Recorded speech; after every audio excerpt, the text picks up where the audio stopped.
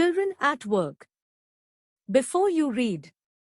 There are many reasons why children have to work. Some help their family make a livelihood. Others, who run away from unhappy homes, need to support themselves. Children who have to work can't go to school and play like other children of their age. Velu, an 11-year-old boy, runs away from home. He wanders around for hours before getting on a train to Chennai without a ticket. Tired and hungry, he doesn't know where to go when a stranger at the station shouts a word of welcome. When the Kanyakumari Express pulled in at Chennai Central, it took Velu some time to get off. When he finally stood on the platform, his legs felt wobbly, as if he was still on a moving train. "Oi, out of the way!" A porter went by with a loaded trolley. Velu jumped aside. He sat on a bench on the platform, putting his small bundle down. In all his 11 years, he had never seen so many people, except once a year at the fair in his village. People walked by, bumping into him with their suitcases. A voice announced something on a loudspeaker.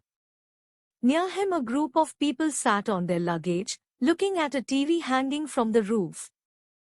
The noise was terrible. Velu put his head down on his knees, feeling miserable and exhausted. He had run away from his village 2 days ago. For 2 days he had eaten nothing but some peanuts and a piece of jaggery. In his bundle he carried a shirt, a towel and a comb. He had walked for most of the first day to Kannur and then got on the train to Chennai. Velu had no money for a ticket, but luckily the ticket collector didn't come to the unreserved compartment. He had tried to sleep on the floor near the door. A group of men next to him had played cards and shouted all night. "Hey! What, new to town, eh?" called out a rough voice. Velu opened his eyes. There were a lot of people standing around, but nobody was looking at him. "Yeah. Hey!" He turned around. Behind him was a girl around his own age, wearing a long banya that came down to her knees.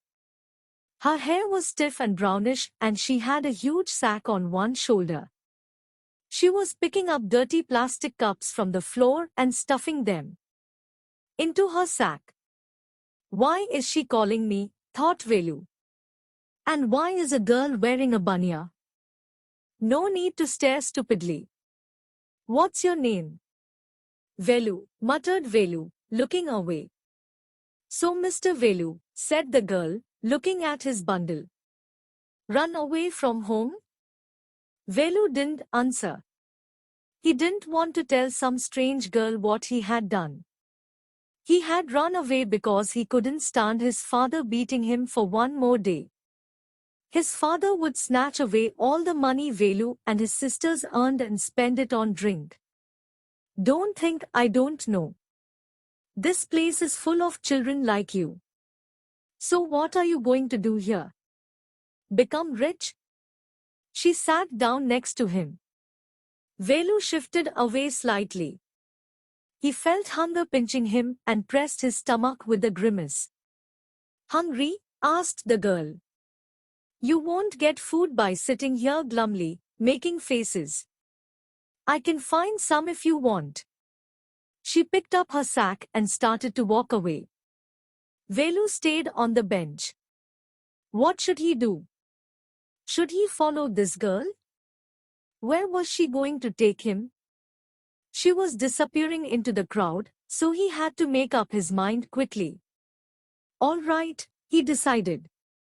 "Anyway, I have no idea where to go." He jumped up and ran after her. She wasn't even looking back to see where he was. Velu follows his friend through the crowded streets to a big building. Behind the building, there is a big garbage bin. Velu wonders why they are there at all. He caught up with the girl as she was leaving the station. When they got to the road, Velu found that the vehicles kept coming and never stopped for anyone. Smoke and dust flew at him from all sides, making his head spin. They had to wait for a long time before they could find a gap to run through. Velu kept hesitating and the girl finally dragged him to the other side. What do you think you're doing? Grazing cows? If you stand around in the middle of the road like that, you'll be chutney. Velu's heart was still beating fast. He looked back at Central Station and the traffic speeding by. How had they managed to come through that? They walked along the side of the road under some huge signboards. Velu looked up at the pictures, banyans, car tires, pens, a woman holding a box. The writing was all in English, so he didn't know what it meant. The girl turned onto a wide bridge and walked up. Velu stopped and peeped over the railing. Under him, the road ran into the city. In the distance he could see huge buildings and towers and more roads. See that big building with the wall around it? If you're not careful, you'll soon be counting bars there. The girl grinned and pointed at a huge building. Velu squinted and read the Tamil sign, Central Jail. Why? I haven't done anything wrong. You don't have to do anything.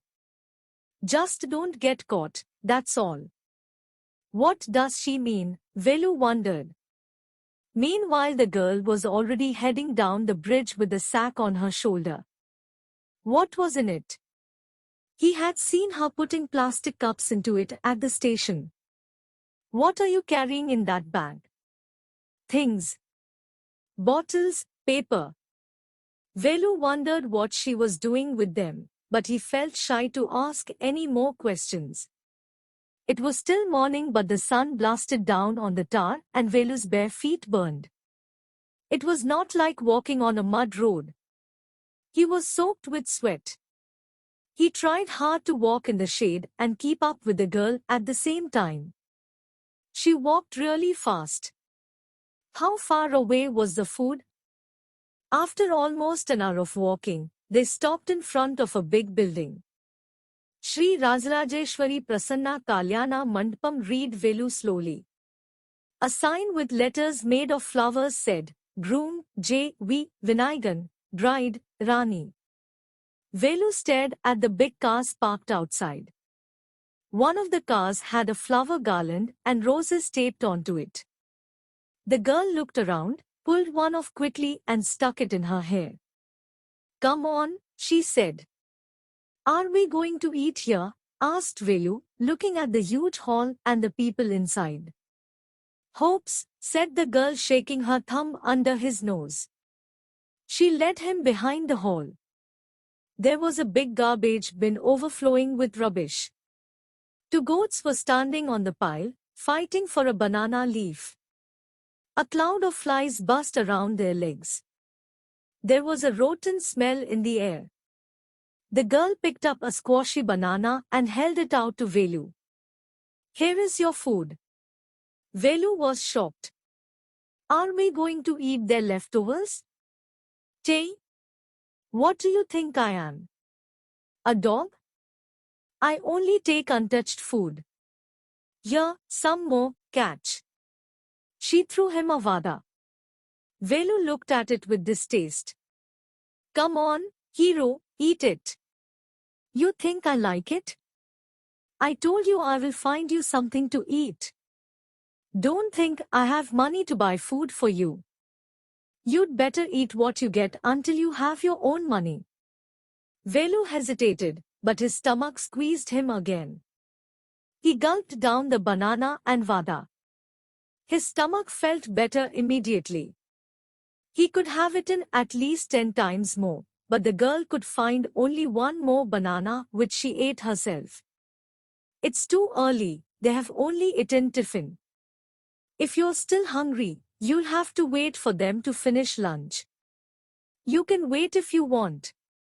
I have to work, I'm going. She picked up a couple of bottles from the heap and threw it into her sack. Then she walked off. Velu panicked. He realized that if the girl left him, He had no idea where he was and what to do. It was better to stick to her. She seemed to know her way around.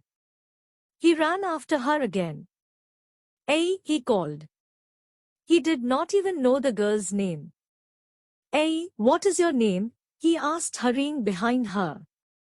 She stopped and turned around. "Oh, so you have been following me around without even knowing my name." "Jaya, I'm not following you." "What then? Who got you food? Can I come with you?" "Where are you going?" "Come if you want. This bag is full. I have to go home to get another one." There is a row of huts near some dirty puddles. Outside one of the huts, Jaya dumps her sack. Grateful to his friend, Velu thinks of the days ahead. Jaya and Velu walked along the roads for half an hour, until they came to a bridge across a dirty trickle of water. "We are in Triplicate now. See, that's Buckingham Canal," said Jaya. Velu stared. This was a canal? Near some puddles of water was a row of the strangest huts he had ever seen. They were built out of all sorts of things: metal sheets, tires, bricks, wood and plastic. They stood crookedly and looked as if they would fall any moment. "Is this where you live?" "These houses are strange," said Velu. "In our village, the houses are made of mud and palm leaves." Jaya went around to one of the huts and dumped her sack outside. Then she picked up an empty one. "Let's go." She turned to Velu and gave him a shove. "At least help me now. Here, wear these and come with me." She threw him a pair of old shoes without laces and pushed a sack and a stick into his hands. Velu was confused. What work did she want him to do with these things? The only work he had ever done was on the landowner's farm, weeding and taking cows out to graze. "Are there any farms in the city?" he asked Jaya. She laughed and thumped her stick on the ground. "Farms? There are no farmers here. We are ragpickers." "Ragpickers? See my sack? Full of things I collected." "Collected? From where?" asked Velu. "From rubbish bins. Where else?" "You collect rubbish?" Velu had never heard of such a thing. Blockhead. "It's not any rubbish. Only paper, plastic, glass, such things. We sell it to Jam Bazar Jaggu." Velu was puzzled. He had heard of people throwing away rubbish. But why would anyone want to buy rubbish? Who's Jam Bazar Jaggu? Why is he buying all this? You think he buys it for show? He sells it to a factory. Come on, I don't have time to waste, like you. Velu did not move. He hadn't run away and come to this new place to dig through garbage bins. Jaya poked at him with her stick. "Look here," she shouted. "If someone gets there before us, we don't get anything. Don't just stand there, posing. Big hero. I'm trying to help you. Who filled your stomach today?" Velu scratched his head and sighed. "I will do it for now," he thought, "until I find a better job." Geeta Wolf. Anushka Ravishankar Orijit Sen. For more videos, subscribe our channel. Eduskill by Pritesh Vadgama.